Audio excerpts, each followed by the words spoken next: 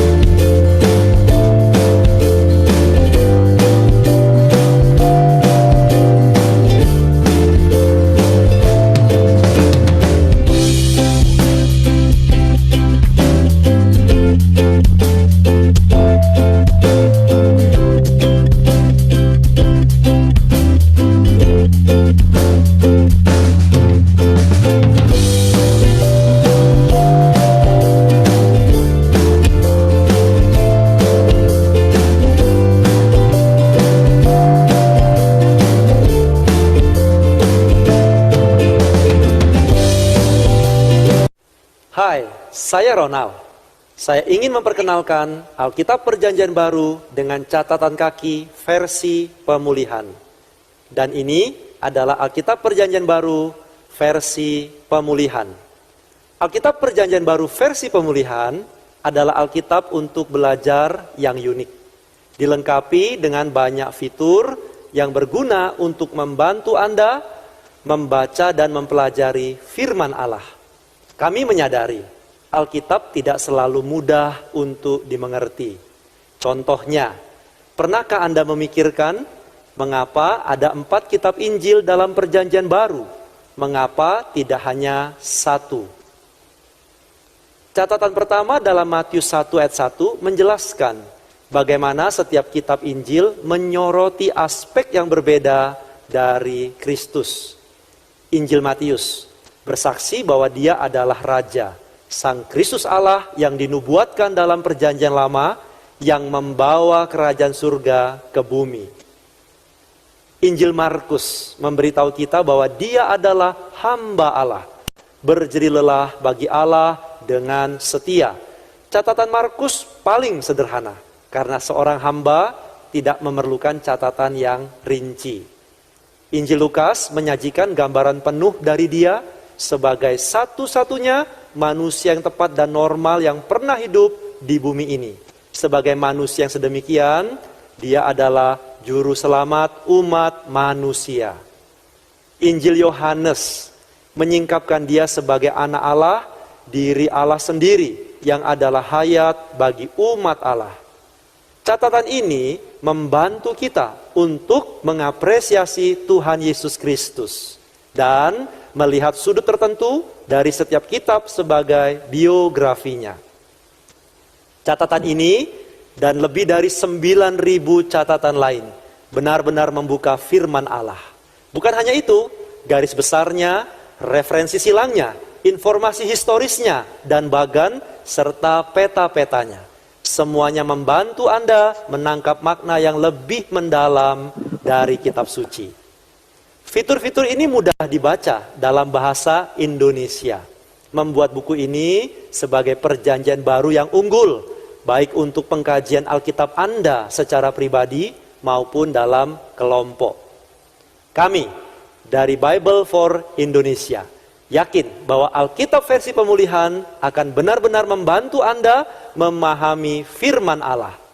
Dengan bersukacita, kami tawarkan Alkitab untuk belajar ini secara gratis kepada siapa. Pertumbuhan kehidupan rohani kita tidak hanya bergantung pada berdoa, tetapi juga bergantung pada membaca Alkitab. Berdoa sama dengan bernafas, membaca Alkitab sama dengan makan. Keduanya harus dilakukan setiap hari oleh setiap orang beriman. Mengapa kita harus membaca Alkitab setiap hari? 2 Timotius pasal 3 ayat 16 dalam bahasa aslinya berkata, segala tulisan yang dihembuskan Allah bermanfaat untuk segala hal. Alkitab bukanlah sembarang buku. Alkitab adalah hembusan Allah. Allah menghembuskan firman wahyunya melalui rohnya ke dalam para penulis Alkitab. Sehingga oleh dorongan Roh Kudus, orang-orang berbicara dari Allah. Isi Alkitab sangat luas dan meliputi segalanya. Dua hal yang terutama ialah kebenaran dan hidup. Yohanes pasal 17 ayat 17 berkata, firman-Mu adalah kebenaran. Kebenaran memberikan wahyu kepada kita tentang semua realitas kebenaran. Seperti realitas kebenaran tentang Allah, tentang manusia, tentang alam semesta, tentang segala perkara pada masa kini, masa yang akan datang, dan bahkan masa kekekalan. Yang terutama ialah realitas kebenaran mengenai Kristus dan gereja, umat pilihannya. Kisah Para Rasul pasal 5 ayat 20 berkata tentang firman hidup. Hidup ini ialah diri Allah sendiri, sang hidup kekal yang datang, tinggal, dan hidup di dalam kita. Sehingga kita dapat dilahirkan kembali, bertumbuh, diubahkan, dan diserupakan dengan gambar Kristus, agar kita dapat menjadi ekspresi Allah. Jadi Alkitab, firman Allah, ialah firman realitas kebenaran dan firman hidup kekal. Jalan satu-satunya untuk mendapatkan realitas kebenaran dan hidup yang kekal adalah membaca Alkitab setiap hari. Mari kita berdoa. Tuhan Yesus, terima kasih untuk Alkitab yang adalah firman Allah. Aku mau membaca firman-Mu setiap hari, agar aku memperoleh realitas kebenaran dan hidup yang kekal. Di dalam nama Tuhan Yesus kami berdoa. Amin.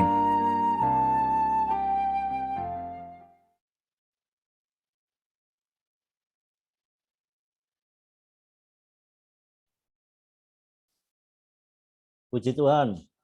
Selamat siang saudara-saudari yang terkasih di dalam Tuhan kita Yesus Kristus. Dengan sukacita siang hari ini kami dari Yayasan Perpustakaan Injil Indonesia perwakilan di Papua Barat untuk pertama kalinya mengadakan Bible Study secara online.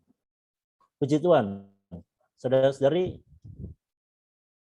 Yayasan Perpustakaan Injil Indonesia telah memulai Bible Study sejak tahun 2017 secara offline di kampus Unipa.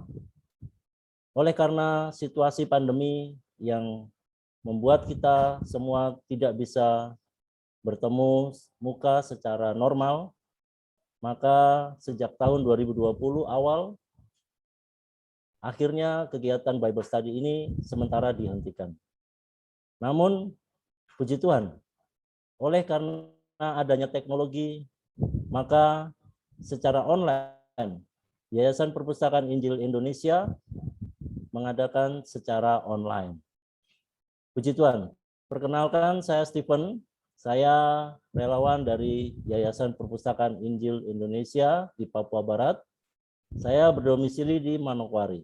Nah, untuk saudara-saudari yang berdomisili di Manokwari, nanti setelah acara Bible Study ini selesai, bisa berkontak langsung kepada pengundang Anda untuk bertanya langsung apabila ada pertanyaan-pertanyaan yang mungkin sekiranya belum bisa ditanyakan melalui online dalam acara Bible Study ini. Saudara-saudari, saya memperkenalkan ada program Bible for Indonesia.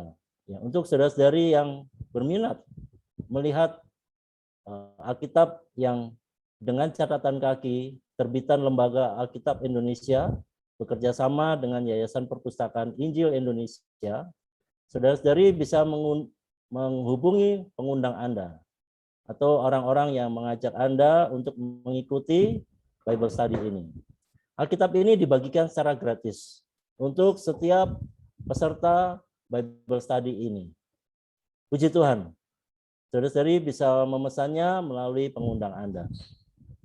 Baik, untuk mempersingkat waktu, sebentar narasumber kita akan memulai Bible Study kita. Nah, narasumber kita ini berasal dari Manokwari juga. Nah, beliau bernama Bapak Gregorius Guy. Nah, beliau melayani sepenuh waktu di Yayasan Perpustakaan Injil Indonesia Perwakilan Manokwari. Puji Tuhan. Acara ini akan dimulai dengan doa dan langsung dimulai oleh Bapak Gregorius Guy. Kepada Bapak Gregorius, saya persilakan. Terima kasih. Ya, puji Tuhan atas kesempatan yang diberikan. Sebelum memasuki Bible Study online, saya pimpin kita semua di dalam doa. Amin. Amin. Tuhan, kami bersyukur padamu oleh kasih karunia-Mu, rahmat-Mu bagi kami. Sehingga siang hari ini Kau boleh memperkenalkan kami semua, boleh mengikuti Bible Study online. Tuhan, kami semua boleh datang ke hadirat-Mu. Kami bersandar darah Di-Mu, darah-Mu yang menebus kami. Darah-Mu yang membenarkan, mendamaikan kami dengan Allah. Bahkan darah-Mu yang beli kami, sehingga kami bukan lagi milik kami adalah milik-Mu. Karena kami persembahkan seluruh diri kami. Engkau kuduskan kami Tuhan, kami boleh mengikuti Bible Study online ini dari awal, pertengahan sampai akhir dengan baik. Amen. Tuhan, berikan kami roh hikmah dan wahyu, kami boleh mengenal Engkau dengan benar melalui Bible Study online. Jadikan mata batinnya kami boleh melihat pekerjaan-Mu dari awal sampai akhir. Terima kasih Tuhan, di dalam nama-Mu yang menang. Kami berdoa dan mengucap syukur. Berkati kami semua yang hadir pada siang hari ini. Terima kasih Tuhan, kami bersyukur padamu. Amin. Ya, saya serahkan ke saudara kita yang lain. Puji Tuhan. Amin.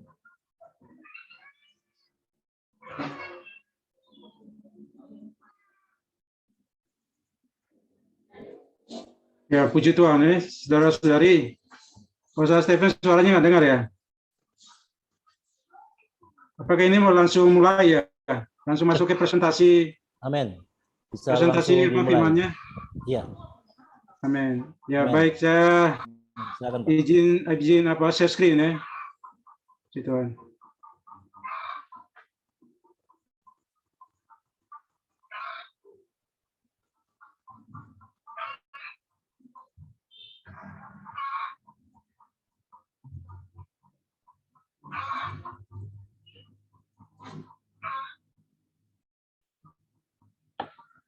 Sudah terlihat semua ya?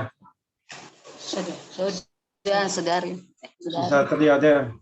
Sabar Bisa. ya. Bisa, saudara. Amin. Bisa, saudara. Bisa. Bisa, saudara. Bisa. Terlihat, saudara. Amin. Ya, puji Tuhan. Ya, puji Tuhan. Sorry. Topik ya, Bible Study online kita di siang hari ini, Allah membuat ya segala sesuatu indah pada waktunya. Bahkan Allah memberikan kekekalan ya dalam hati manusia. Ya, ini diambil dari seperti dikatakan dalam Pengkhotbah pasal 3 ayat 11. Di sana mengatakan bahwa Ia membuat segala sesuatu indah pada waktunya. Ya, bahkan Ia memberikan kekekalan dalam hati mereka. Tetapi manusia tidak dapat menyelami pekerjaan yang dilakukan Allah dari awal sampai akhir. Amin. Ya, puji Tuhan. Ya, di sini kita bisa melihat bagaimana pekerjaan dilakukan oleh Allah ya. Sebelumnya kita bisa melihat di Alkitab ya, di kitab Kejadian. Pada mulanya ya, di Kejadian pasal 1 ayat 26 ya, di sana mengatakan pada mulanya Allah menciptakan manusia ya menurut gambar dan rupanya. Ya, tujuan Allah menciptakan manusia ya supaya manusia bisa memuliakan Allah. Ya, dan manusia bisa mempermalukan musuh Allah, ya, berkuasa bagi Allah. Ya, tetapi sayang ya, manusia jatuh di dalam dosa. Ya, karena manusia melalui satu orang berbuat dosa, ya, melalui makan buah pohon pengetahuan baik dan jahat, maka seluruh manusia disebut orang berdosa. Ya, tetapi puji Tuhan ya, Allah tidak pernah putus asa. Ya, karena oleh kasih-Nya yang besar, Dia tetap menyelamatkan manusia. Ya, karena manusia sudah berdosa, ya, manusia sudah jauh dari Allah. Manusia meninggalkan Allah, maka ketika manusia jatuh dalam dosa, manusia yang pertama, mereka sembunyi dari hadirat Allah. Tapi Allah tetap mencari manusia. Ya, Allah tetap, di manakah engkau? Ya, puji Tuhan. Ya, walaupun manusia sering menjauhi Allah, ya, tapi karena kasih yang besar, ya, di sini kita melihat di bagian ini ya tentang rencana kekal Allah. Ya, maka Allah sendiri Dia perlu datang menjadi manusia. Ya, yang namanya Yesus ya, seperti dalam kitab Matius pasal 1. Ya, nama ini diberikan oleh Allah sendiri, namanya Yesus. Yesus adalah manusia Allah ya. Ya, namanya adalah untuk menyelamatkan setiap manusia yang berdosa. Ya, seperti tadi di Yohanes pasal 1 ayat 1 mengatakan, pada mulanya ada firman. Firman itu bersama-sama dengan Allah. Dan firman itu adalah Allah. Ya, di Yohanes pasal 14 mengatakan firman itu telah menjadi manusia. Ya, artinya Allah menjadi manusia, dan manusia ini adalah Yesus Kristus. Dia adalah Tuhan kita. Dia adalah Tuhan yang juru selamat kita, yang menyelamatkan kita dari dosa kita. Ya, puji Tuhan. Ya, kalau kita melihat di keempat kitab Injil ya, dari Injil Matius, Markus, Lukas, dan Yohanes. Di sini ketika Tuhan hidup di muka bumi, Dia menjadi pola. Dia menjadi model, menjadi contoh bagi kita. Jadi Dia hidup, Dia segala satu bukan berdasarkan dirinya sendiri. Tapi Dia hidup, benar-benar Dia hidup melakukan kehendak Bapa. Ya, Dia melakukan segala satu bukan berdasarkan dirinya sendiri. Tapi Dia melakukan segala satu berdasarkan kehendak Bapa. Puji Tuhan. Ya, ya, karena Dia memiliki amanat yang begitu besar untuk menyelamatkan manusia. Maka Dia perlu mati di atas kayu salib. Ya, melalui kematian di atas kayu salib. Ya, di kitab Ibrani ya Dia mengatakan melalui kematiannya ya dia memusnahkan iblis yang berkuasa atas maut. Ya, di Yohanes pasal 3:14 mengatakan Dia mati seperti ular tembaga yang ditinggikan dari padang gurun. Anak manusia juga harus ditinggikan. Bahkan kematian di Yohanes juga mengingatkan kita, dia mati untuk menebus kita. Ya, bahkan di aspek yang positif, Dia mati sebagai sebutir biji gandum. Ya, di Yohanes pasal 2:12 ayat 24. Di sana Yohanes mengatakan, sesungguhnya aku berkata kepadamu, jikalau biji gandum tidak jatuh ke dalam tanah dan mati, ia tetap satu biji saja. Tapi jikalau ia mati, ia akan menghasilkan banyak buah. Nah, banyak buah ini adalah orang-orang yang percaya Tuhan Yesus. Kalau setiap kaum beriman, ya kita adalah perbanyakan Tuhan. Tapi puji Tuhan, ya melalui kematian Tuhan di atas kayu salib, Dia sudah membereskan segala masalah kita. Ya, di kitab Roma mengatakan, ya Dia juga membereskan masalah dosa kita. Ya, apapun masalah kita di hadapan Allah, Tuhan tanggung di atas kayu salib. Puji Tuhan. Ya, setelah Dia tersalib, ya Dia juga dikubur ya. Setelah itu dikubur, di hari ketiga Dia bangkit. Nah, di dalam kebangkitan di Yohanes 1 Petrus pasal 3 mengatakan, terpujilah Allah Bapa Tuhan kita Yesus Kristus, yang oleh rahmat yang besar telah membuatnya kita dilahirkan kembali. Puji Tuhan. Ya, salah satu pekerjaan yang dilakukan oleh Tuhan di dalam kebangkitan. Ya, Dia tadinya adalah putra yang tunggal. Ya, Dia menjadi putra yang sulung yang menghasilkan banyak saudara. Puji Tuhan, ya, kita di siang hari ini kita adalah saudara-saudara Tuhan. Ya, kenapa di kitab Ibrani mengatakan kenapa kita semua tidak malu menyebut saudara? Karena kita semua adalah orang-orang yang telah percaya Tuhan. Ya, kita semua adalah orang-orang yang telah dilahirkan kembali oleh Allah. Dan kita memiliki Kristus, Dia hidup di dalam kita. Puji Tuhan, ya Dia juga bangkit. Nah, di dalam kebangkitannya, ya di 1 Korintus pasal 15:45, di sana Dia sebagai Adam yang akhir menjadi roh pemberi hayat. Artinya roh yang menghidupkan. Ya, puji Tuhan, Dia sebagai roh ini, Dia masuk ke dalam roh kita. Ya, sini ada gambaran, ya. Ada lingkaran ini manusia terdiri atas 3 bagian. Di 1 Tesalonika pasal 5 ayat 23, sana mengatakan, semoga Allah damai sejahtera menguduskan kamu seluruhnya, dan semoga roh, jiwa, dan tubuhmu terpelihara sempurna sampai kedatangan Tuhan kita Yesus Kristus. Puji Tuhan. Ya, di 2 Timotius pasal 4 ayat 24 juga mengatakan, Tuhan menyertai rohmu, kasih karunia-Nya menyertai kamu. Puji Tuhan. Hari ini Tuhan sebagai Sang Roh itu, Dia hari ini menyertai roh kita. Ya, hari ini Dia tinggal di dalam roh kita. Dia bekerja di dalam kita. Ya, dikiranya semoga ya siang ini Tuhan mencelikan mata batinia kita. Kita bisa melihat bagaimana pekerjaan Allah melalui roh itu yang bekerja di dalam batin kita.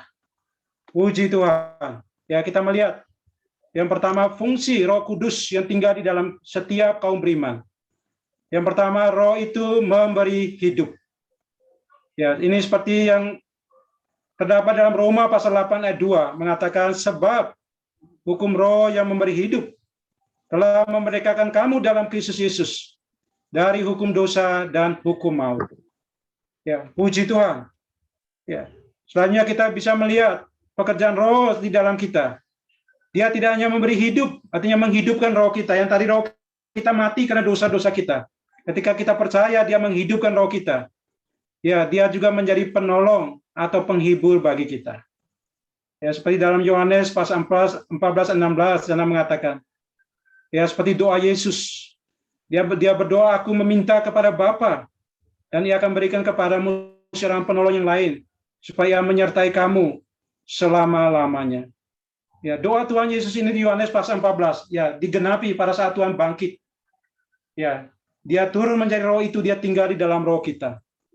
Dan doa ini Dia genapi, roh Dia di dalam roh kita, Dia menyertai kita sampai selama-lamanya. Ya, Tuhan menyertai kita dimanapun kita berada. Ya, bagi kita setiap kaum beriman, ya, dimanapun kita berada, Alkitab memberitahu, Dia sebagai penolong, Dia senantiasa menyertai kita sampai selama-lamanya. Puji Tuhan. Amin. Sini kita juga bisa melihat, ya roh yang di dalam roh kita, Dia senantiasa memimpin kita. Ya, di Roma pasal 8-14 mengatakan semua orang yang dipimpin roh Allah adalah anak-anak Allah. Puji Tuhan. Ya, roh ini yang memimpin kita. Bahkan roh ini yang bersaksi di kitab Roma. Ya, yang menyatakan kita adalah anak-anak Allah. Ya, kenapa hari ini kita bisa memanggil Allah sebagai Bapa kita? Ya, ini bukan suatu yang kebetulan. Karena roh yang di dalam memimpin kita. Kita bisa memanggil Dia, ya Aba, ya Bapa. Puji Tuhan. Ya, awalnya kita dilahirkan oleh orang tua kita. Tetapi ketika kita percaya, kita dilahirkan oleh Allah. Ya, kita memiliki Allah di dalam diri kita. Maka kita bisa memanggil Dia, ya Aba, ya Bapa. Ini hubungan yang paling akrab. Hubungan yang paling manis. Puji Tuhan. Ya, di sini juga memberitahu kita, ya roh yang di dalam kita, juga roh kebenaran. Ya, roh ini yang memimpin kita untuk mengenal, memasuki dalam seluruh kebenaran. Puji Tuhan. Ya, dalam perkara ini saya sangat mengucap syukur. Ya, roh yang di dalam diri saya ini memimpin saya, memimpin kita semua. Ya, supaya kita bisa mengenal kebenaran. Ya, kebenaran ini adalah yang di luaran adalah Alkitab, firman tertulis. Tapi kebenaran yang di dalam adalah Kristus hidup di dalam kita. Puji Tuhan. Ya, melalui roh ini Dia memimpin kita. Bahkan membawa kita bisa mengenal seluruh kebenaran. Ya, tadi seperti dalam Yohanes pasal 16. Di sana mengatakan, tetapi apabila Ia datang, yaitu roh kebenaran, Ia akan memimpin kamu dalam seluruh kebenaran. Sebab Ia tidak akan berkata-kata dari dirinya sendiri, tetapi segala sesuatu yang didengarnya, itulah yang akan dikatakannya. Dan Ia memberikan kepadamu hal-hal yang akan datang. Ya, Dia memberitakan kepada kita akan hal-hal yang akan datang. Ya, betapa kita bersyukur ya oleh roh ini. Hari ini ya, Dia bisa memimpin kita semua. Kaum beriman, hari ini kita bisa mengikuti Bible Study online. Ya, segala melalui Bible Study online ini, roh juga memimpin kita untuk mengenal kebenaran firman Tuhan. Khususnya di dalam Alkitab. Ya, juga roh ini membuat mata hati kita terang, kita bisa melihat apa yang Tuhan kehendaki, apa yang Tuhan kerjakan di atas diri kita masing-masing. Puji Tuhan, ya. Juga roh yang di dalam diri kita, dia juga senantiasa mengurapi kita. Ya, dia mengajar kita tentang segala sesuatu. Ya, saya sungguh memuji Tuhan. Ya, di dalam Yohanes pasal 2 ayat 27 sana mengingatkan kita. Sebab di dalam diri kamu tetap ada pengurapan. Ya, kata tetap ini adalah senantiasa. Ya, terus menerus, hari demi hari, waktu demi waktu. Ya, terus menerus mengurapi kita. Puji Tuhan. Ya, yang telah kamu terima dari Dia. Karena itu kamu tidak perlu diajar orang lain. Tetapi sebagaimana pengurapannya mengajarkan kamu tentang segala sesuatu. Puji Tuhan. Ya, kita patut mengucap syukur kepada Tuhan. Roh yang di dalam kita, dia mengurapi kita. Bahkan sini dia mengajar kita tentang segala sesuatu. Oh Tuhan, terima kasih Tuhan. Biar rohmu siang ini boleh mengurapi kami semua. Boleh mengajar kami semua tentang segala sesuatu. Ya, sini mengatakan dan pengajaran itu benar, bukan dusta. Dan sebagaimana ia dahulu telah mengajar kamu, demikian hendaknya kamu tetap tinggal di dalam Dia. Nah, ini ada kata dua, ada kata tetap. Tetap ada pengurapan dan tetap tinggal di dalam kita. Tetap ada pengurapannya adalah pekerjaan Allah di atas diri kita. Ya, tetap tinggal di dalam Dia ini adalah pekerjaan mendorong kita untuk bekerja sama dengan Tuhan yang bekerja di dalam kita. Ya, semoga melalui ayat ini mendorong kita.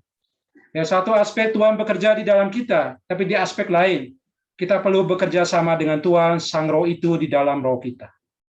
Sehingga Tuhan Sang Roh itu tidak hanya yang kita bicarakan, tidak hanya kita dengar, tetapi kita bisa mengalami Dia dalam kehidupan kita sehari-hari. Sehingga kita bisa memuji Tuhan, sungguh Allah kita Allah yang hidup. Puji Tuhan. Amin. Ya, di sini juga memberitahu kita, tidak hanya Dia mengurapi, mengajar kita, tapi Roh itu membantu kita dalam kelemahan.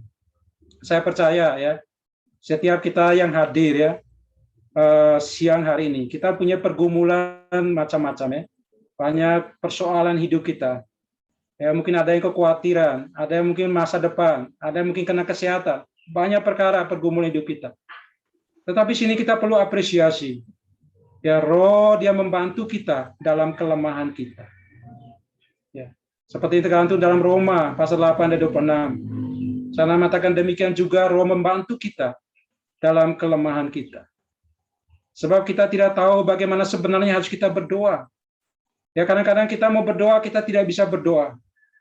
Ya, kadang-kadang kita melakukan apa kita tidak bisa melakukan. Tapi puji Tuhan, ya Tuhan juga di dalam kebangkitan Dia menjadi imam besar bagi kita. Ya, kita mengatakan Dia senantiasa berdoa bagi kita. Ya, di surga Dia takhta, Dia berdoa bagi kita. Ya, di dalam kita Dia juga membantu kita. Dia berdoa di dalam kita. Bahkan sini mengatakan tetapi Roh sendiri menyampaikan permohonan kepada Allah dengan keluhan-keluhan yang tidak terucapkan. Tuhan, terima kasih Tuhan. Ya, Roh yang di dalam kita Dia membantu kita. Bahkan Dia menyampaikan segala permohonan kita. Mungkin kita mengalami, mungkin saat ini ada yang mengalami kekhawatiran. Ya, percayalah, kita tidak sendiri. Ya, saya demi iman saya yakin, saya tidak sendiri. Walaupun saya dalam hidup saya ada kekhawatiran, ya, ada ketakutan, tetapi saya percaya saya tidak sendiri. Roh yang di dalam saya membantu saya untuk menyampaikan kepada Allah segala permohonan. Puji Tuhan, sehingga kita bisa datang kepada Allah. Ya, kita dengan segala keluhan-keluhan kita menyampaikan kepada Allah. Puji Tuhan. Amin. Ya. Amin. Ya, sorry ini sebenarnya masih ada slide selanjutnya. Amin.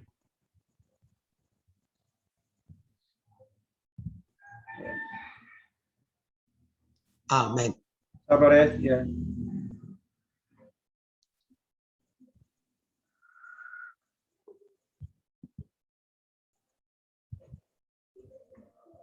Amin. Oh, Tuhan Yesus.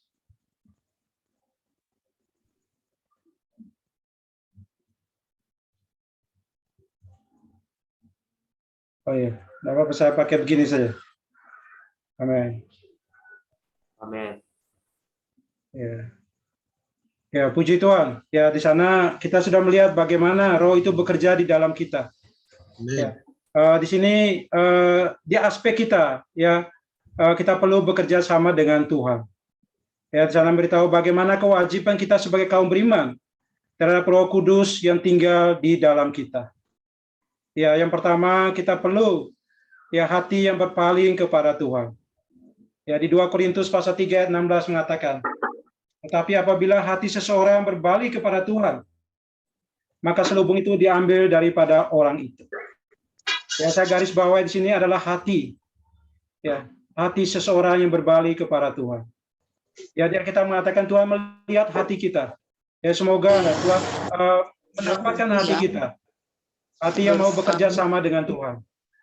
Ya, ya, tetapi apabila hati seorang berbalik kepada Tuhan, maka selubung itu akan diambil daripada orang itu. Ya, semoga hati kita lebih condong kepada Tuhan. Ya, tidak condong kepada masalah kita, pergumulan kita, tapi hati yang condong kepada Tuhan. Ya, sehingga segala selubung itu akan diambil oleh Tuhan. Sehingga Tuhan Sang Roh itu dia bekerja di dalam kita.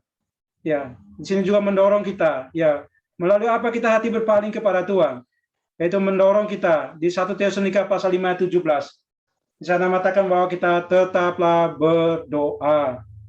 Ya, ini mengingatkan kita. Ya, doa ini mengingatkan bahwa kita tidak mampu, hanya Allah lah yang mampu. Ya, puji Tuhan. Ya, semoga dalam situasi apapun yang kita alami, ya, persoalan apapun yang kita alami, mungkin ada kekhawatiran, ya, mungkin ada kekhawatiran untuk masa depan, ya, mungkin saat ini mengalami kelemahan, ya, mengalami masalah pergumulan. Ya, semoga kita semua bawa semua masalah kita di hadapan Allah di dalam doa. Ya, sehingga melalui doa ini, ya, saya percaya, ya, Tuhan Sang Roh itu dia akan bekerja dengan kuat di dalam kita. Ya, seperti dalam 2 Korintus mengatakan, harta ini kita punya dalam bejana tanah liat supaya nyata bahwa kekuatan yang melimpah-limpah itu berasal dari Allah, bukan dari diri kami, bukan dari diri kita. Ya, ketika kita berdoa, maka kuat kuasa Allah oleh Rohnya itu dia bekerja di dalam kita. Puji Tuhan.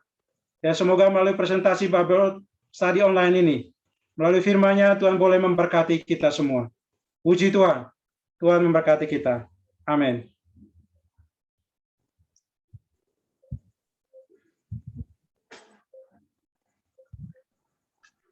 Amin. Puji Tuhan. Saudara-saudari, para peserta Bible Study Online siang hari ini, kami mengucap syukur semuanya. Semoga firman yang tadi disampaikan oleh Bapak Gregorius Gai, kami juga terima kasih kepada Bapak Gregorius Gai yang telah memaparkan, menyajikan, dan menyampaikan firman kepada kita semua di siang hari ini. Terima kasih kami ucapkan kepada Bapak Gregorius Gai. Juga terima kasih untuk saudara-saudari semua, para peserta yang telah gabung di Bible Study Online siang hari ini. Semoga apa yang tadi disampaikan, disajikan firman Tuhan kepada kami semua. Adik-adik mungkin yang ikut siang hari ini juga banyak mahasiswa ya. Semoga ini bisa menjadi bantuan rohani, menjadi berkat rohani bagi kita semua di dalam penghidupan kita sebagai orang Kristen. Semoga saya juga percaya bahwa di dalam pengalaman rohani kita hari-hari, biarlah firman ini, roh ini yang ada di dalam kita semua, kita mengalami. Dia mengajar kita, dia mengurapi kita, dia memimpin kita, dia membantu kita dalam segala kelemahan-kelemahan kita. Amin. Biarlah kita terus semua belajar untuk tinggal di dalam roh itu. Amin. Mengalami pekerjaan roh itu yang ada di dalam kita. Puji Tuhan. Semoga firman ini menjadi berkat bagi kita semua. Amin. Berikutnya kita ada punya waktu kurang lebih 45 menit. 45 menit ini kita akan buka sesi tanya jawab. Jadi saudara-saudari, Bapak Ibu yang mau mengajukan pertanyaan, silakan. Saya berikan kesempatan untuk penanya yang 4 orang penanya di termin yang pertama ini. 4 orang penanya di termin yang pertama ini, silakan. Bagaimana caranya kita bertanya? Yang pertama, bisa di raise hand, kemudian bisa di chatting pertanyaannya di grup Bible Study Online. Yang berikutnya bisa langsung secara live. Jadi yang bisa mau bertanya langsung bisa buka mic dan langsung bertanya secara live. Puji Tuhan, kami buka forum pertanyaan ini dengan 4 orang penanya pertama kali. Terima kasih, silakan.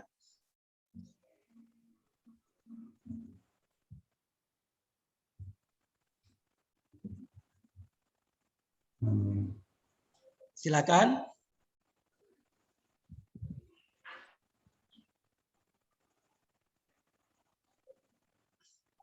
Yang mau bertanya, 4 penanya, silakan. Siapa yang mau bertanya, silakan raise hand atau chatting di grup Bible Study Online atau secara live. Kalau secara live bisa mikrofonnya dibuka, langsung bertanya dan akan dijawab oleh narasumber. Terima kasih. Silakan.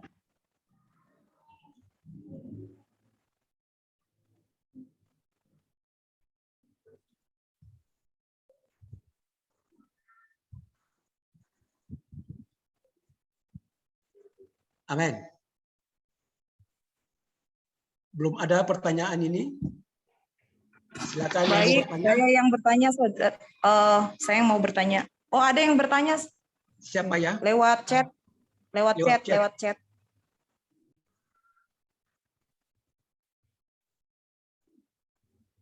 Saudara Yanus, saya boleh baca ya soalnya Yanus. di chat Zoom, saudara.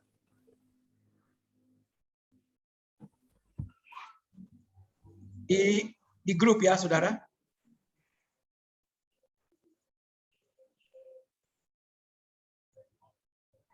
Di kolom chat, Pak Matius, di kolom chat. Zoom, di Zoom. Oh, Zoom. saya mau bertanya. Ini dari saudara Yulianus Tomahua.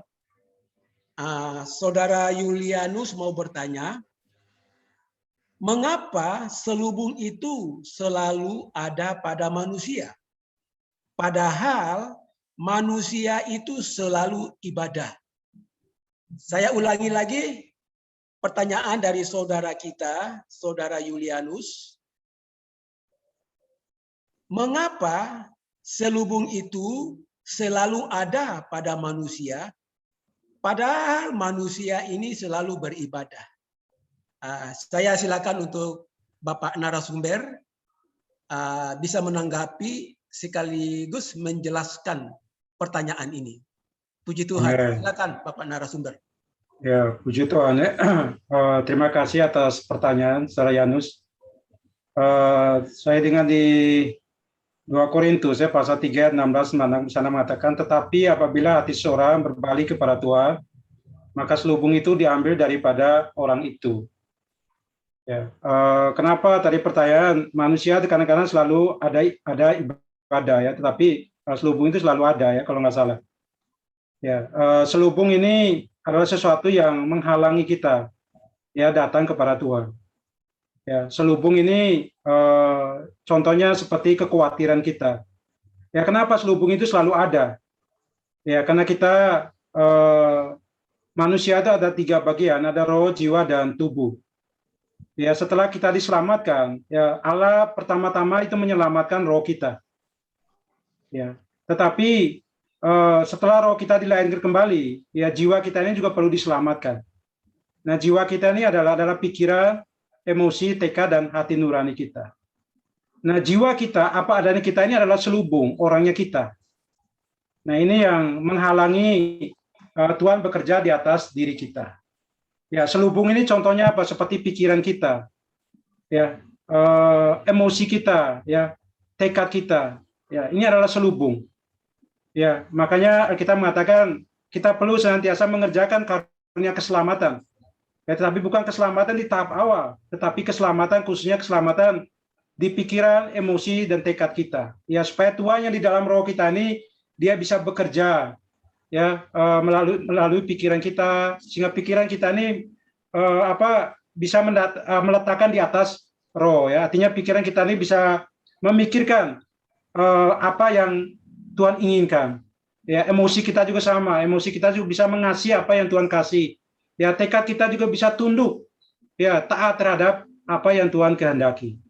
Nah, tadi kenapa selubung itu masih ada? Ya, karena kita ini adalah manusia. Ya, kita manusia. Walaupun kita satu aspek kita sudah diselamatkan, roh kita sudah diselamatkan, tetapi roh ini masih dibungkus oleh jiwa kita. Jiwa kita itu pikiran, emosi, tekad kita ini adalah selubung. Ya, seringkali kita khawatir, ya, seringkali kita takut, kita gelisah. Ini adalah selubung kita. Ya, mungkin ini jawaban dari saya. Ya, tetapi ketika hati kita berpaling kepada Tuhan, condong kepada Tuhan, pasti Tuhan akan menyelamatkan kita dari diri kita, yaitu selubung kita. Puji Tuhan, amin. Mungkin jawaban dari saya gini, saudara. Puji Tuhan. Amin. Baik, puji Tuhan. Bapak narasumber yang telah menjawab pertanyaan. Ya, saya percaya jadi penjelasan tadi, Saudara Julianus bisa terbantu ya penjelasan tadi. Iya, bisa siap. Amin. Terima kasih. Puji Tuhan. Baik ya. Amin ya. Ya, terima kasih Saudara Julianus yang telah bertanya. Semoga dari jawaban Bapak narasumber bisa membantu saudara dan juga bisa membantu kita semua yang mendengarkannya. Berikutnya saya silakan penanya nomor 2. Silakan, saya ulangi lagi. Pertanyaannya bisa langsung lewat grup Bible Study online atau langsung di chat di kolom Zoom atau langsung buka mic dan bisa bertanya. Puji Tuhan, silakan, saya persilakan untuk penanya nomor 2. Saya mau bertanya, saya Dwi dari Manokwari. Apakah ada Roh Kudus pada saat ini? Dan bagaimana cara saya bisa merasakan kalau Roh Kudus itu ada saat ini?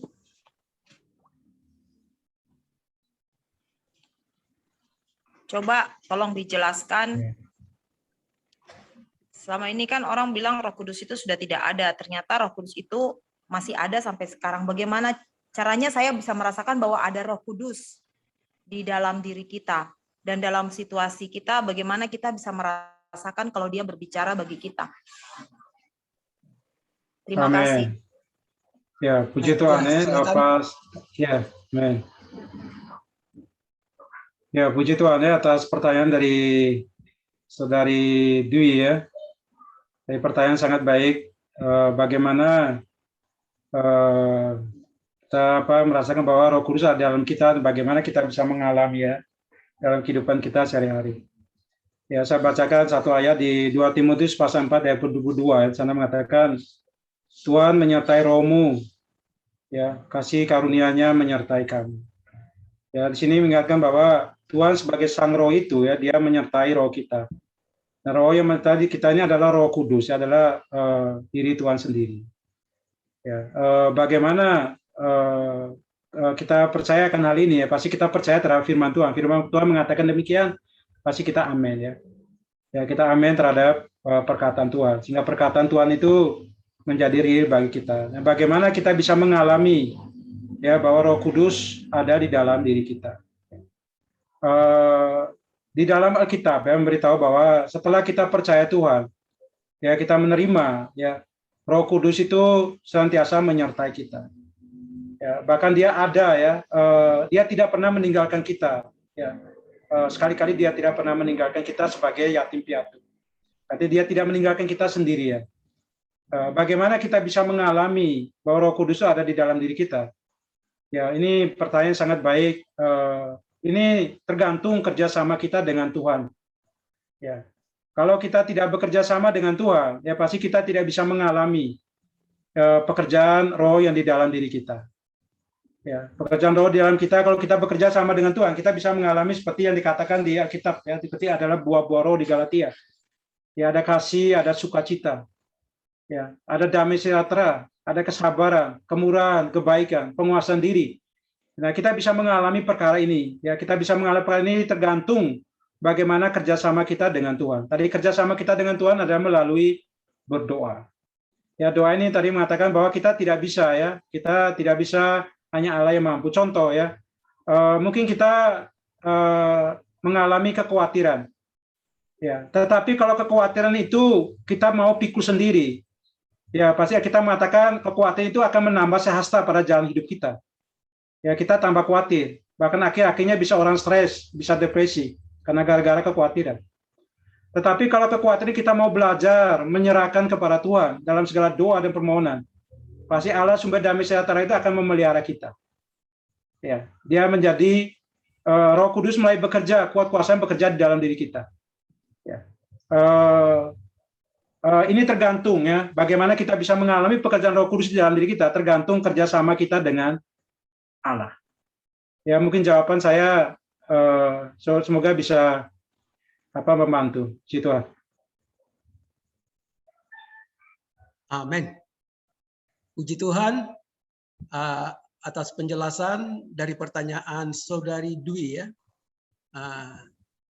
Ya, semoga penjelasan dari pertanyaan Saudari Dwi bisa membantu Saudari Dwi. Amin. Bagaimana Amin. Saudari Dwi? Terima kasih. Ya, puji Tuhan. Amin. Ya. Baik, pertanyaan penanya nomor 3, silakan. Siapa yang mau bertanya? Pertanyaannya bisa lewat chat di grup Bible Study Online WA atau melalui chat di Zoom atau bisa secara live langsung dengan membuka mic mikrofonnya. Terima kasih. Silakan. Pertanyaan Matius, 3. Amin. ada pertanyaan di grup. Amin. Oh iya. Ini pertanyaan dari kalau nama di sini The Jesus. Iya. Gabriela. Gabriela kah? Oh ya, Gabriela. Gabriela. Iya. Gabriela. Ya baik, terima kasih Saudari Gabriela yang mau bertanya. Saudara Gabriela namanya. Gabriela ya. Gabriela ya. Baik. Ini pertanyaannya Gabriela adalah, saya mungkin banyak juga yang belum paham. Sedikit pertanyaan dari saya, mungkin banyak orang juga yang belum paham apa yang dimaksud dengan Tritunggal. Bagaimana pemahaman tentang Tritunggal? Silakan saya serahkan ke narasumber. Sebelumnya saya ulangi lagi, mungkin banyak orang juga yang belum paham apa yang dimaksud dengan Tritunggal, bagaimana pemahaman tentang Tritunggal. Jadi apa yang dimaksud dengan Tritunggal yang pertama, kemudian bagaimana pemahaman tentang Tritunggal. Seperti itu pertanyaan dari penanya nomor 3, Saudari Gabriela. Silakan Bapak narasumber. Amin. Ya, puji Tuhan. Saya menjawab pertanyaan apa yang dimaksud dengan Tritunggal ya.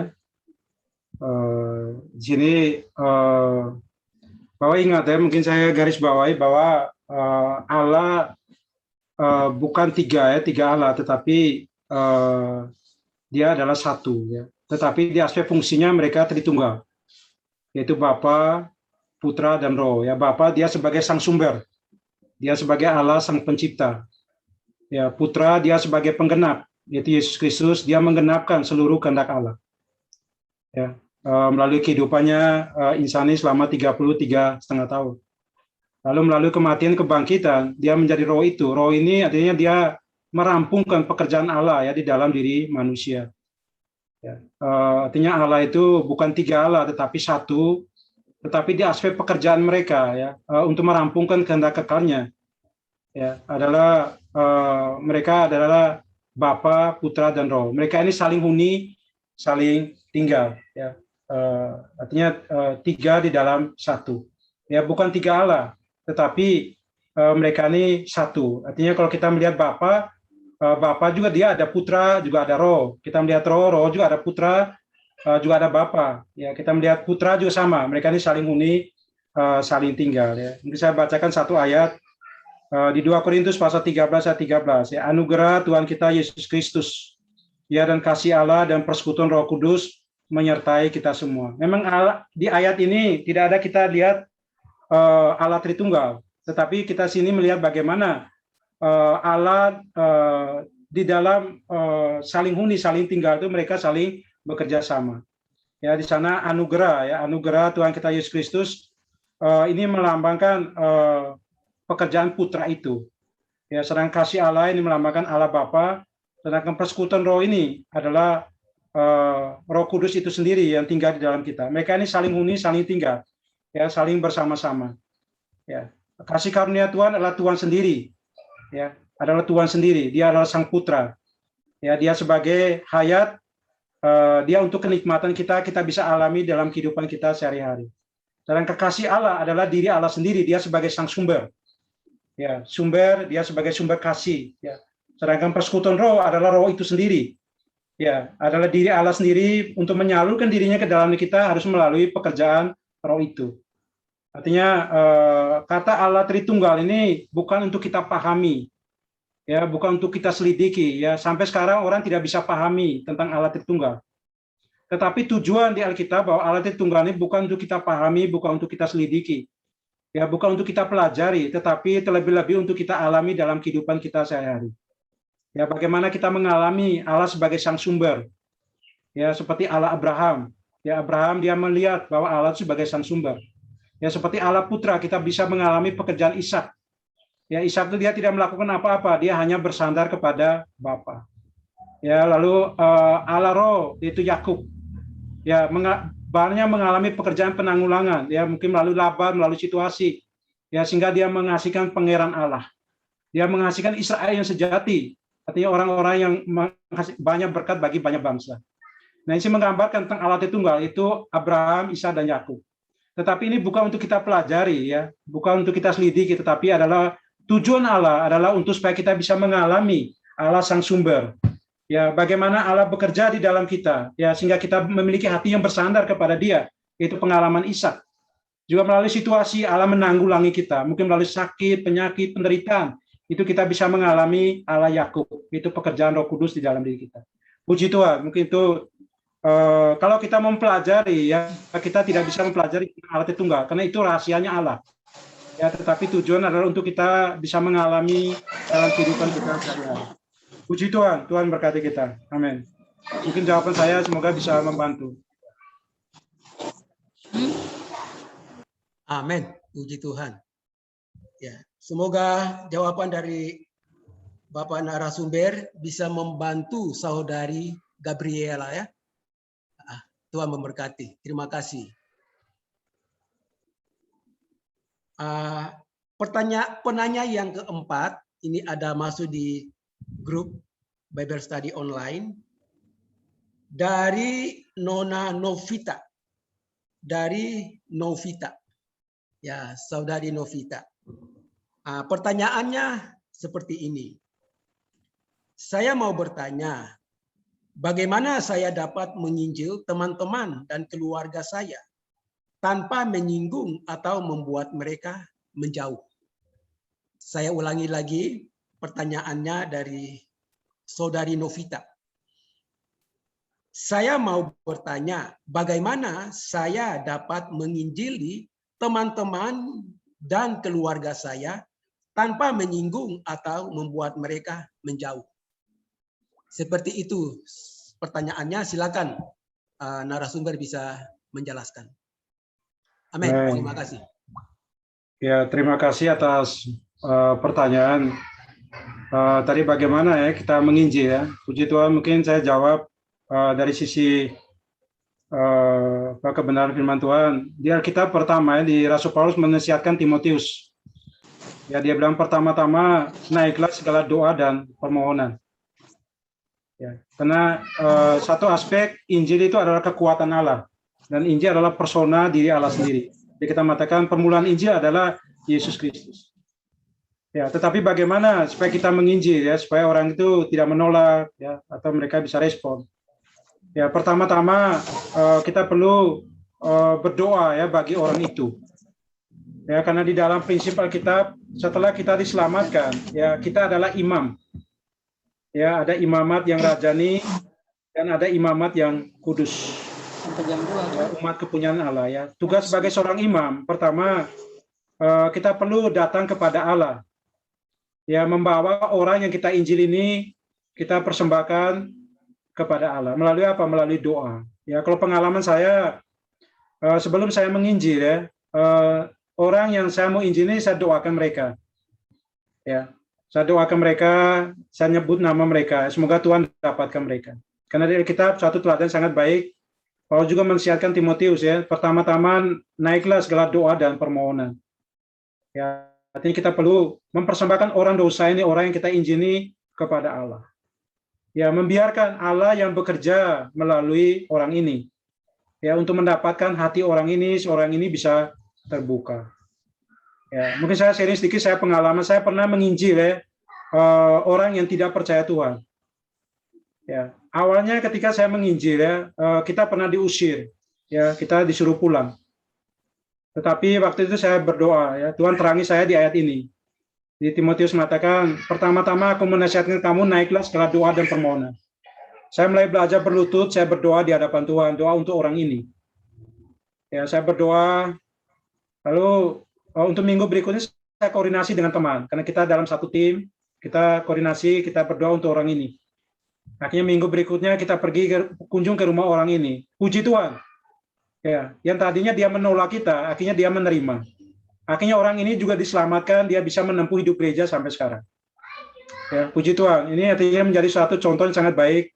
Pertama-tama kita perlu mempersembahkan orang dosa kepada Allah. Lalu yang kedua, tugas sebagai imam yang rajani, kita perlu membawa Allah ke dalam orang itu. Artinya melalui apa? Melalui Injil yang kita nikmati, Injil yang kita alami. Ya, karena Injil ini tidak hanya dengan kata-kata, tetapi juga melalui perbuatan kita, tingkah laku kita. Sehingga ketika orang melihat kita, mereka juga bisa percaya. Puji Tuhan ya, Tuhan memberkati. Mungkin itu jawaban dari saya, semoga bisa membantu. Amin. Amin. Baik, terima kasih atas penjelasan dari penanya atas nama Saudari Nona Novita.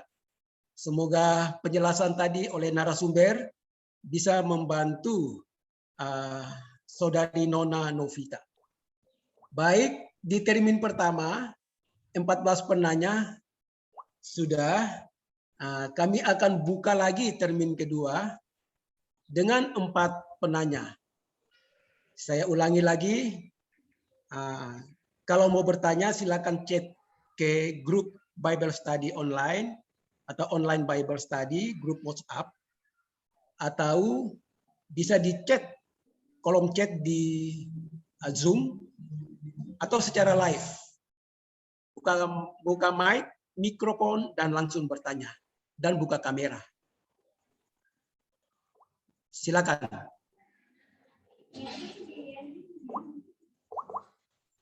Empat penanya di termin yang kedua.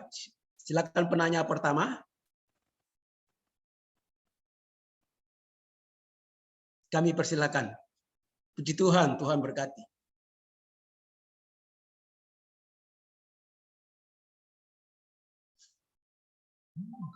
Pak Matius, ada satu pertanyaan juga di grup. Amin. Baik. Baik, ini di grup WhatsApp Bible Study Online ada masuk pertanyaan. Ini penanya dari Antoneta Mirino.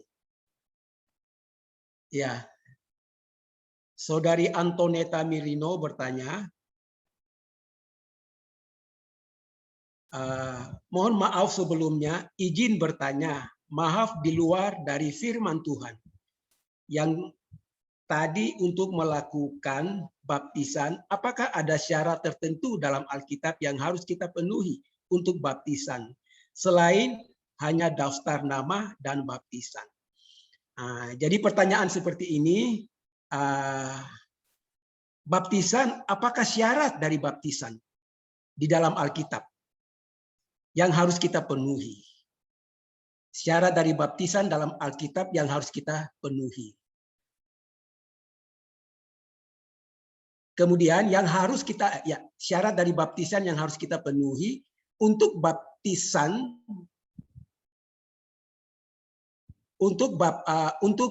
baptisan selain hanya daftar nama dan baptisan Bapak. Ya, saya ulangi lagi, apa syarat baptisan di dalam Alkitab yang harus kita penuhi untuk baptisan selain hanya daftar nama dan baptis Bapak. Nah, jadi syarat dalam Alkitab untuk baptisan itu apa? Silakan.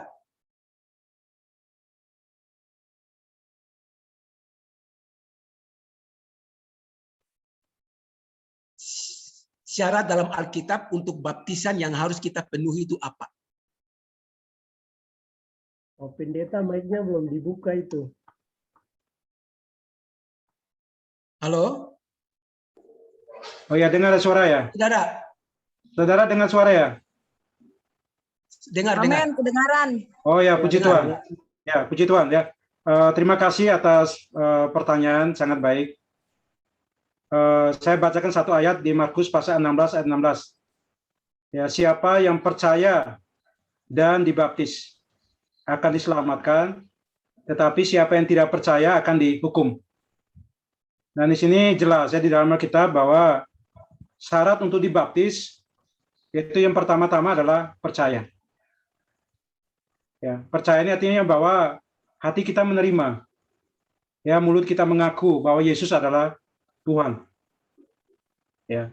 Ketika hati kita menerima, mulut kita mengaku, itu artinya percaya Tuhan masuk ke dalam diri kita. Ya, itu syaratnya harus percaya dulu. Nah, setelah kita percaya, kita baru menempuh langkah yang berikutnya, yaitu dibaptis. Ya, sehingga kita bisa menerima keselamatan yang lengkap. Ya, tetapi kalau cuma percaya saja, kita menerima keselamatan tidak lengkap. Ya, keselamatan hanya separuh. Ya, tetapi kalau percaya dan dibaptis, lalu kita bisa menerima keselamatan yang lengkap. Karena kita memberitahu bahwa setelah percaya dan dibaptis, kita akan diselamatkan. Ya, kita akan dibebaskan dari hukuman. Ya, puji Tuhan, itu dari Alkitab memberitahu bahwa syarat untuk dibaptis adalah pertama-tama harus percaya dulu. Dengan mulut mengaku bahwa Yesus adalah Tuhan, ya, hati menerima. Ya, maka kita akan diselamatkan. Setelah itu baru kita bisa menempuh langkah yang kedua, yaitu dibaptis. Dibaptis artinya kita memberikan diri kita masuk. Ya, di Roma pasal 6 mengatakan kita masuk di dalam kematian dan kebangkitan Kristus. Amen.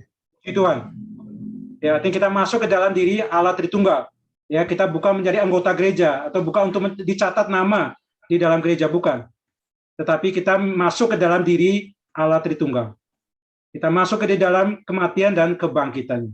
Kita satu dengan Dia. Di kitab Roma mengatakan kita satu. Kita satu dengan kematian, kita juga satu dengan kebangkitannya. Puji Tuhan. Ya, semoga jawaban dari saya bisa membantu. Amin.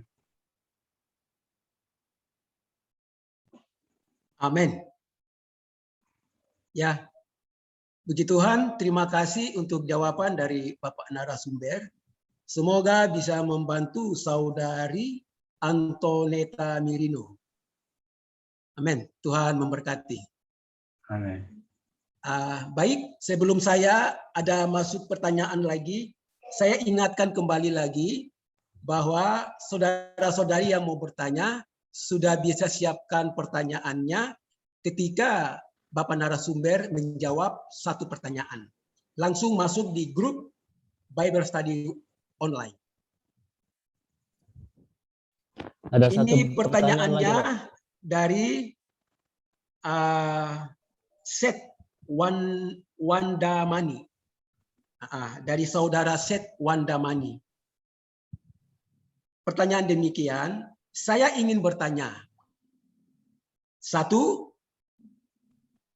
ini ada dua pertanyaan ini. Satu, bagaimana saya mengetahui apa karunia roh saya? Jadi yang pertama, saya ulangi lagi. Bagaimana saya mengetahui apa karunia roh saya? Ini yang pertama. Yang kedua, kapan dan bagaimana kita menerima Roh Kudus? Saya ulangi lagi yang kedua. Kapan dan bagaimana kita menerima Roh Kudus? Silakan untuk Bapak narasumber untuk menjelaskannya.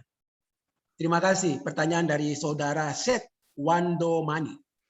Silakan. Amin. Ya, puji Tuhan ya. Kita mengetahui karunia ya. Karunia itu yang Allah berikan itu berdasarkan ukuran ya, ukuran kita masing-masing.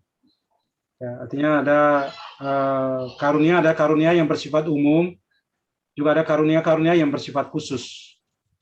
Ya, karunia bersifat khusus ini seperti di kitab Efesus seperti para nabi, ya, para rasul, ya, para gembala, para penginjil dan para pengajar.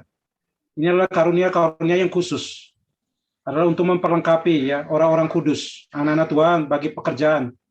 Ya, bagi pekerjaan Injil ya, menyampaikan kebenaran, membimbing anak-anak Tuhan supaya lebih mengasihi Tuhan, mengasihi kebenaran. Ini adalah karunia-karunia yang sifatnya umum. Ya. Dan karunia Allah berikan ini yang sifatnya khusus ya, yang seperti para nabi, para rasul, para gembala dan para pengajar. Ya, ini tergantung bagaimana kadar ya pertambahan hayat Kristus yang di dalam kita. Ya, contoh kalau kita mau berbicara bagi Tuhan, kita mau menginjil. Ya, di sana pasti kita memiliki karunia memberitakan Injil, ada yang mengajar. Kita bisa tahu ini saya karunia untuk mengajar. Mungkin ada yang berbicara, menyampaikan, mengutarakan firman Tuhan, mengutarakan Allah kepada orang. Ini adalah karunia nabi. Ya, para rasul adalah karunia-karunia adalah untuk mengutus. Mereka diutus oleh Tuhan ya untuk mendirikan gereja, membangun gereja, memperlengkapi orang-orang kudus, anak-anak Tuhan. Ini karunia yang Tuhan berikan. Ada juga karunia-karunia yang sifatnya umum. Ya, umpama contoh kita bisa bisa datang kepada Tuhan ya. Dan karunia yang paling tinggi itu adalah Allah telah mengaruniakan rohnya ke dalam diri kita. Nah, tadi oleh roh ini kita bisa mengalami Tuhan. Ya, oleh roh ini kita bisa mengikuti Tuhan. Ya, oleh roh ini kita bisa mengerti kebenaran. Nah, ini salah satu karunia yang kita miliki, artinya yang Allah berikan kepada kita. Dan karunia ini adalah pekerjaan Roh Kudus yang di dalam kita. Ya, itu jawaban dari saya ya. Lalu bagaimana kita memiliki karunia roh itu atau kita mendapatkan Roh Kudus ya? Kita mendapatkan Roh Kudus ya di dalam kita memberitahu bahwa saat kita percaya Tuhan ya, saat kita percaya Tuhan ya pasti kita sudah memiliki Roh Kudus di dalam diri kita. Kalau bagi setiap orang yang percaya Tuhan, artinya tadi dengan hati menerima, ya mulut mengaku bahwa Yesus Kristus adalah Tuhan, ya pasti secara otomatis Roh Kudus itu tinggal di dalam kita. Ya. Bahkan tidak ada seorang pun, kita mengatakan tidak ada seorang pun mengaku bahwa Yesus adalah Tuhan, ya selain Roh Kudus. Nah, kita bisa mengetahui Roh Kudus ada di dalam diri kita saat kita membuka mulut mengaku Yesus Kristus adalah Tuhan. Nah, itu sebenarnya bukan diri kita, tetapi adalah pekerjaan Roh di dalam kita, bersama kita. Amin. Ya, puji Tuhan. Mungkin jawaban dari saya semoga bisa membantu. Amin. Amin. Ya, tadi saya bacakan satu ayat ya. Begitu kita percaya, kita memiliki Roh Kudus tinggal di dalam kita. Ya, Roh Kudus yang kuberikan diam di dalam kamu. Itu di Yesaya pasal 36 ayat 27. Ya, juga saya bacakan di Yohanes pasal 14 ayat 16 sampai 7 mengatakan Roh kebenaran akan diam dan dia tinggal di dalam diri kamu. Ya, juga di Efesus pasal 13, di Galatia pasal 3:14. Oleh iman kita menerima Roh itu. Artinya oleh iman melalui kita percaya secara otomatis kita menerima Roh Kudus. Puji Tuhan. Amin. Mungkin itu jawaban dari saya. Puji Tuhan. Semoga bisa membantu. Amin. Terima kasih. Semoga ini bisa membantu saudara Seth ya, atas jawaban dari pertanyaan saudara Seth. Kemudian penanya yang ketiga di termin yang kedua ini.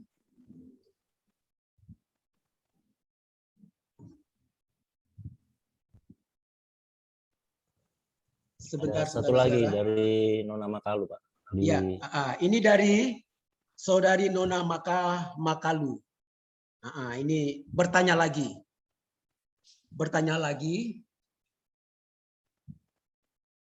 Sebelumnya, ini mungkin penanya yang terakhir ya. Karena waktu kita tinggal 10 menit. Dan mungkin ini yang kalau ada waktu kita buka lagi ya penanya yang keempat di termin kedua. Saya sampaikan bahwa 10 menit dari sekarang 2:30. Oke, saya baca penanya dari saudari Nona Makalu. Pertanyaannya demikian. Bagaimana seharusnya seorang Kristen mengatasi perasaan bersalah yang berhubungan dengan dosa masa lampau, baik sebelum atau sesudah keselamatan. Saya ulangi lagi, bagaimana seharusnya seorang Kristen mengatasi perasaan bersalah yang berhubungan dengan dosa masa lampau, baik sebelum atau sesudah keselamatan, sesudah diselamatkan, mungkin kurang lebih seperti itu. Maksudnya. Silakan Bapak narasumber atas pertanyaan ini. Amin. Ya, puji Tuhan ya. Mungkin kalau perkara dosa ya, dosa sebelum kita beroleh selamat, itu semua dosa itu Tuhan sudah tanggung ya di atas kayu salib. Ya, dosa-dosa kita yang sebelum kita beroleh selamat. Ya, karena ketika Tuhan mati di atas kayu salib, ya, dia mati, dia membawa seluruh diri kita. Bahkan kita mengatakan kita mati bersama-sama dengan dia. Ya, artinya apapun dosa, baik dosa besar maupun dosa kecil, ya ketika Tuhan mati di atas kayu salib, semuanya sudah Tuhan bereskan. Ya, itu di aspek perbuatan dosa. Tetapi ingat, ya di dalam diri kita, walaupun perbuatan dosa, Tuhan sudah bereskan di atas kayu salib oleh darahnya, ya melalui penumpahan darah. Maka kita mengatakan melalui penumpahan darah semua kita akan diampuni. Ya. Tetapi di dalam diri kita masih ada namanya sifat dosa, tabiat dosa. Ya, tabiat dosa ini tidak pernah hilang sampai kita meninggal.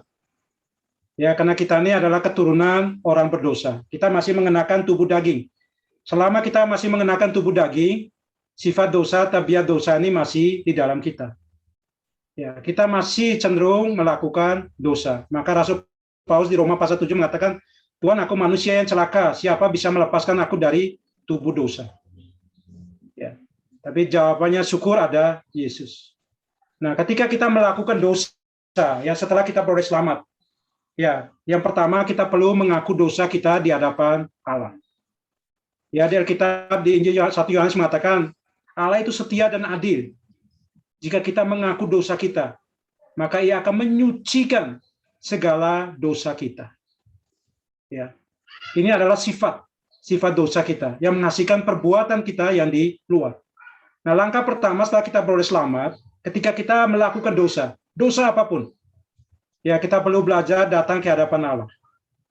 Ya, kita datang kepada Allah, Tuhan terangi kita melalui firman-Nya. Tuhan menyoroti kita bahwa kita ini melakukan dosa. Ya, di sanalah kita mulai mengaku di hadapan Allah. Saya percaya ketika kita mengaku, Alkitab mengatakan, ketika kita mengaku Allah kita adalah Allah yang setia. Allah kita adalah Allah yang adil benar. Dia akan mengampuni segala dosa kita dan menyucikan kita dari segala kejahatan kita. Puji Tuhan. Ya, sehingga kita bisa didamaikan kembali dengan diri Allah. Puji Tuhan. Tuhan berkati. Mungkin jawaban dari saya semoga bisa membantu. Amin. Baik. Terima kasih untuk jawaban atas pertanyaan Saudari Nona Novita. Ini masih ada 5 menit terakhir. Saya masih berikan kesempatan satu lagi, coba penanya. Silakan. Ada di grup, Pak. Apa masih ada? Oke. Ini di grup ada satu penanya. Saya ulangi lagi, ini adalah pertanyaan yang terakhir ya. Karena waktu kita terbatas dan sudah hampir habis ya, 5 menit lagi. Ini dari saudara. Oh ya, saudara Seth Wandamani bertanya lagi. Apa bedanya antara perwujudan manifestasi kehadiran Roh Kudus dan sifat kemahahadiran Allah? Saya ulangi lagi. Apa bedanya antara perwujudan manifestasi kehadiran Roh Kudus dan sifat kemahahadiran Allah? Seperti itu pertanyaannya dari saudara Seth Wandamani. Silakan. Amin. Bapak narasumber. Ya, apa bedanya ya manifestasi dengan sifat kemahadiran? Ya, puji Tuhan ya. Kalau sifat itu adalah diri Allah sendiri ya. Kita mengatakan Allah itu Allah ilahi dan insani. Ya, dia ada anak Allah dan anak manusia. Ya. Artinya dia ilahi dan insani. Ya. Artinya sifatnya dia adalah Allah. Ya, dia juga ada manusia. Nah, baik ilahi maupun insani, dia ini ada di dalam diri Allah sendiri. Yang hari ini adalah sebagai Roh Kudus, dia tinggal di dalam diri kita. Ya, bagaimana sifat Allah ini baik yang ilahi maupun yang insani bisa termanifestasi, ya, atau bisa dinyatakan melalui kehidupan kita sehari-hari. Nah, ini tadi melalui tinggalnya kita di dalam Tuhan, ya, kerjasama kita dengan Tuhan. Nah, tanpa kerjasama kita dengan Tuhan, sifat Allah yang ilahi adalah diri Allah sendiri maupun kebajikan insani tidak bisa termanifestasi melalui kehidupan kita. Ya. Pasti yang manifestasi adalah diri kita sendiri. Ya, tetapi kalau melalui kita kerjasama dengan Tuhan, ya tadi kerjasama kita salah satunya ada melalui doa. Ya. Artinya kita merasa kita tidak mampu, kita perlu bersandar kepada Tuhan, hanya Tuhan yang mampu. Ya, contoh ya sifatnya adalah yang pertama adalah sifat ilahi itu di dalam kita sifat Allah itu kudus. Ya, Allah itu kudus. Kita ini tidak kudus. Ya, contoh ketika kita bergaul dengan teman kita, ya mungkin mereka maaf kata. Ya, mungkin mereka ada peminum, ada pemabuk, ada judi. Ya, tetapi ketika kita kerjasama dengan Tuhan, pasti sifat kudus Allah di dalam diri kita ini menjadi kekudusan kita. Dia menyisikan kita ya dari teman-teman pergaulan kita. Itu secara otomatis. Ya, membuat kita jauh dari mereka atau kita tidak berbagian dari mereka. Nah, kalau seandainya kita tidak bekerja sama dengan mereka, dengan Tuhan sifatnya di dalam diri kita, pasti kita tidak beda. Maka orang lain bilang sama saja, tidak beda dengan orang-orang yang tidak percaya Tuhan. Nah, ini pertanyaan besar bagi saya juga, bagi kita semua. Supaya bagaimana mendorong kita untuk bekerja sama dengan Tuhan, Sang Roh di dalam kita. Saya percaya Tuhan sebagai Sang Roh di dalam kita, salah satu sifatnya adalah kudus. Maka di Alkitab mengatakan, kuduslah kamu dalam kebenaran. Ya, ini perlu, kudusnya adalah sifat Allah sendiri. Dia Sang Kudus menjadi kekudusan kita. Ya, artinya dia bisa menyisikan kita, memisahkan kita dari hal-hal yang umum ke hal-hal yang khusus. Ya, hal-hal yang tidak diperkenan oleh Tuhan ke hal-hal yang diperkenan oleh Tuhan. Ini apa? Kekuatan adalah pekerjaan Roh Kudus yang di dalam kita, bukan usaha kita. Melalui apa? Kerjasama kita dengan Tuhan. Sehingga sifat kudusnya bisa termanifestasi di dalam diri kita. Ya, lalu yang kedua, sifat Tuhan adalah kasih. Ya, kasih ya. Nah, kalau kita mengasihi dan kasih kita, pasti kasih kita itu terbatas. Karena kita manusia mengasihi apa yang kita kasihi. Ya, kita senang, kita mengasihi. Tapi kalau kita nggak senang, kita tidak mengasihi. Tetapi Tuhan di dalam kita tidak bisa seperti itu. Ya, ketika kita berbau dengan sifatnya, dia menjadi kasih kita. Bahkan orang yang tidak kita kasih, di dalam kita bisa berdoa bagi mereka. Ya, kita bisa berdoa bagi musuh-musuh kita. Kita bisa berdoa bagi orang-orang yang membenci kita. Ini apa? Adalah manifestasi sifat Allah sebagai kasih di dalam diri kita. Puji Tuhan. Ini adalah pekerjaan Allah, bukan pekerjaan kita. Ya, mungkin ini jawaban saya. Bagaimana bisa termanifestasi sifat Allah di dalam kita tergantung kerjasama kita dengan Tuhan. Ya, semoga jawaban saya bisa membantu. Amin. Amin.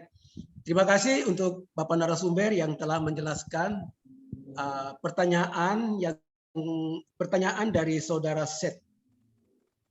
Moga ini bisa membantu saudara Seth dari penjelasan pertanyaan tadi. Puji Tuhan, saudara-saudari, waktu tanya jawab kita sudah selesai, sudah pas, sudah 2:30 sore.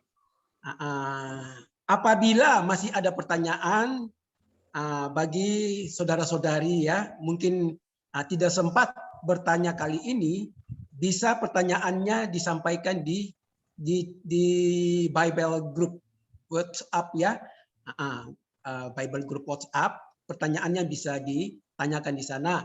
Nanti saudara-saudara di grup bisa bantu menjawab pertanyaan, menjelaskan pertanyaannya. Oke,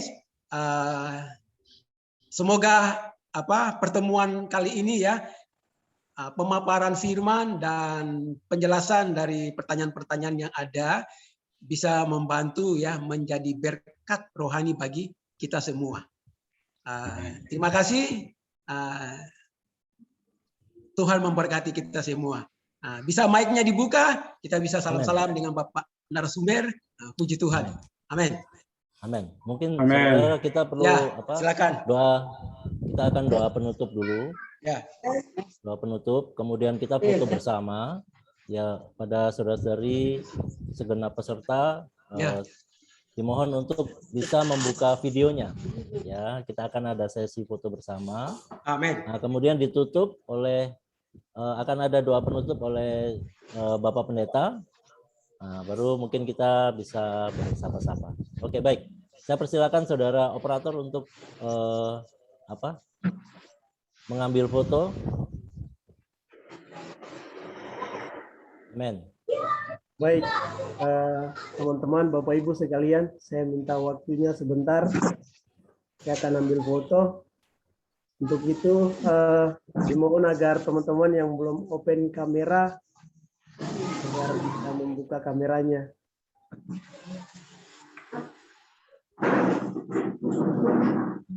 Ada Yulianus, Nona, Novita, Norma. Kalau tidak berhalangan, mungkin bisa dibuka kameranya. Amin. Oke ya, baik. Ya, yang tidak bisa, Tidak apa-apa. tidak apa-apa. Oke. Saya minta waktunya ya. Ini di layar saya ini ada 1, 2. Oke, kita akan 2 kali foto ya, teman-teman, Bapak Ibu sekalian.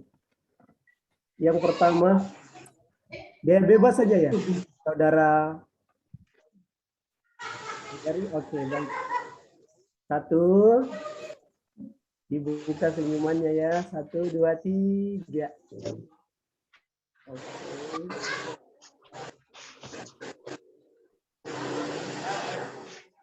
Oke, yang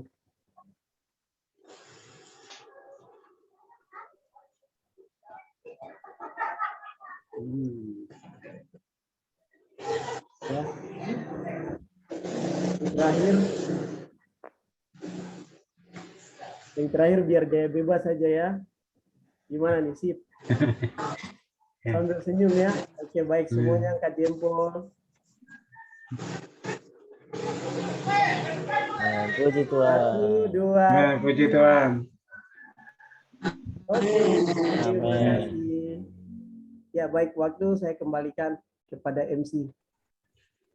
Baik, saya persilakan kepada Bapak Pendeta untuk menutup dalam doa. Kemudian Amin. kita bisa saling menyapa. Amin. Amin. Tuhan, kami bersyukur padamu. Amin. Terima kasih melalui Bible Study Online siang hari ini. Tuhan, Roh menyertai roh setiap kami. Amin. Terima kasih atas pimpinanmu dari awal, pertengahan, sampai akhir dengan baik. Tuhan, kami bersyukur kepadamu atas roh yang kau karuniakan kepada kami.